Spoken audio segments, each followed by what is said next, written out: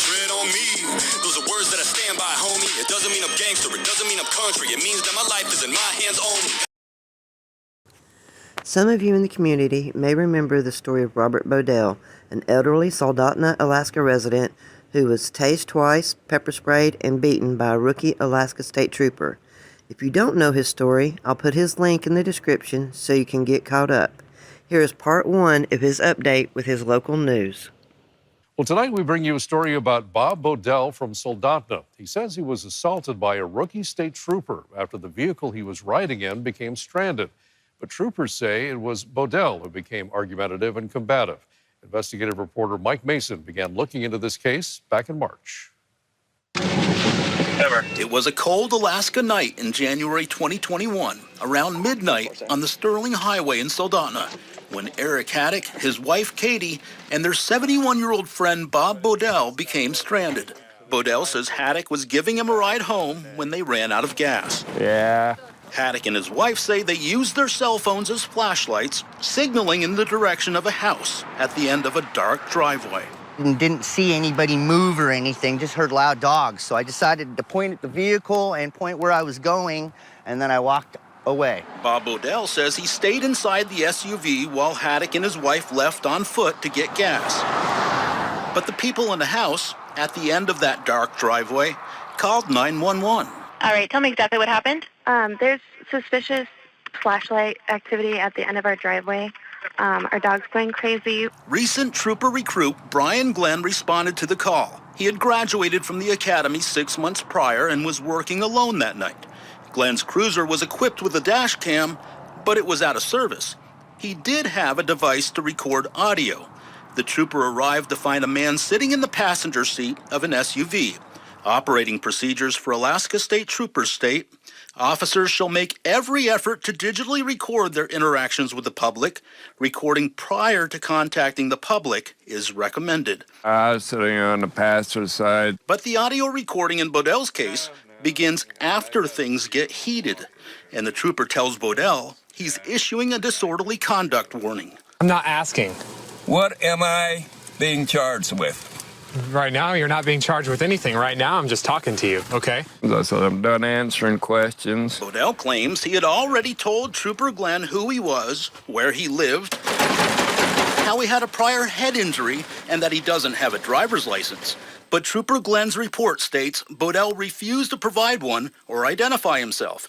The trooper also reported smelling alcohol and spotting a bottle of whiskey in Bodell's jacket pocket.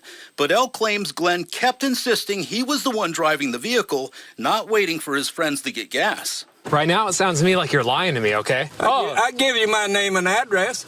Okay. Oh, some people are just walking down the street, you know, giving me a ride, except that there's nobody walking down the street. Bodell grew angry. When I faced him, I said, no! Spouting profanities before calling his friends on his cell phone, which he then handed over to the trooper to verify his story.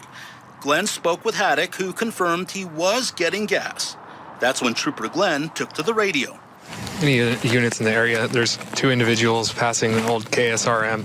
One of them's claiming to be the driver of this vehicle. Bodell says that's when he decided to keep his mouth and the car door shut.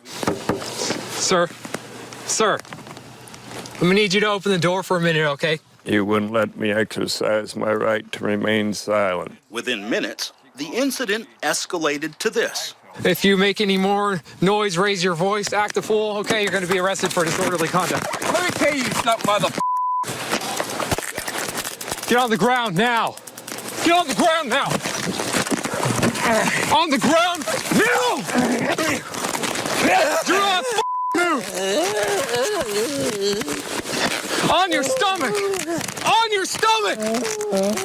The incident report confirms Bodell was maced, tased twice, and struck in the head and face by Trooper Glenn before being taken to the ground and handcuffed. Right now you're under arrest for assault in the 4th degree and disorderly conduct. Paramedics arrived to assess Bodell's condition. Just so you know, he has no complaints, but he does have a little bit of a busted face. So I have no idea if he's got any underlying health conditions, I would imagine. Trooper Glenn talked to his sergeant, Joseph Miller, about Bodell's medical treatment. No, I gotta take him down to the hospital, get medical clear, huh? No, No. not necessarily.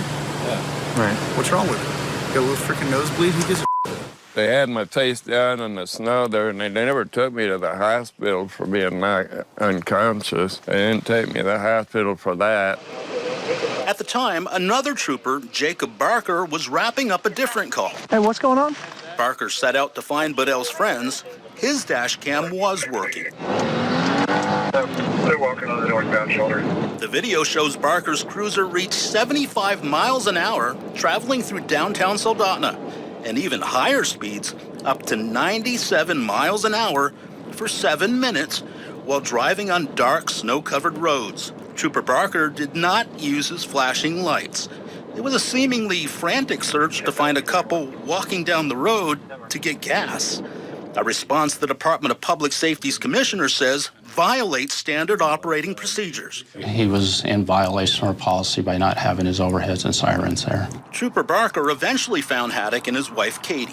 All right, Eric, so how much have you had to drink tonight? I had a beer, like, early. Well, I'm smelling a lot of alcohol coming off of you. My wife's been drinking all night. Okay, well, just from what I'm smelling, I'm going to say a beer isn't honest. It seemed at that point they were no longer interested in anything other than trying to find something to stick, a charge. And there was a report of you having an alcohol bottle on you. No alcohol. When you were walking away. Despite the fact Haddock was far away from his car, he agreed to a field sobriety test. Trooper recruit Joseph Robles, who graduated from the academy 2 months prior, conducted that test. When did you have your first drink tonight? When did I have my only drink? Gosh, around 4. Around 4? Yep. Haddock was tested and apparently passed. Robles then stepped aside to consult with another trooper. In this situation, would I be able to use a PBT to see if he has any alcohol in him? So there isn't an arrest anyway, right? No. So what's the PBT matter? I guess it doesn't really, because I have to make my decision before that. That's just to confirm. Okay. Yeah, drop That's fine. foot. Okay. Yeah, it was pretty cold out that evening. They made me wait on the side of the road for over an hour and a half with my wife. All right, Eric. Eventually, Haddock and his wife were free to go. But that was not the case with Bodell, as he described in this YouTube video recorded 4 days after his arrest. This is what happens when you exercise your rights to remain silent to the Alaska State Troopers. Bodell would have to plead his case in court, and he was worried it was his word against the troopers. That means I'm going to die in prison for nothing. But this isn't the end of Bodell's story. 6 weeks after his arrest, a new witness comes forward, and the case takes an unexpected turn. Mike Mason brings us part 2 of the story tomorrow night at 6.